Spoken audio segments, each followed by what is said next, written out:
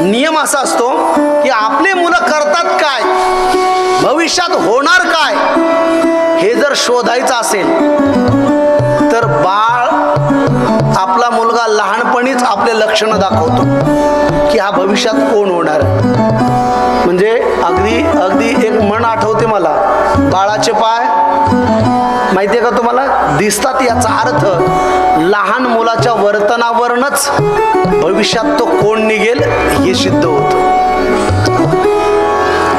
आणखी एक रिवाज आहे आबा, जेव्हा 16 संस्कार केले जातात ना मुलांचे, तेव्हा मुलगा 4 वर्षाचा 3 वर्षाचा असताना रांगत असतो ना, तेव्हा हळूहळू चालायला लागतो, तेव्हा एक परीक्षा घेतली जाते मुलाची.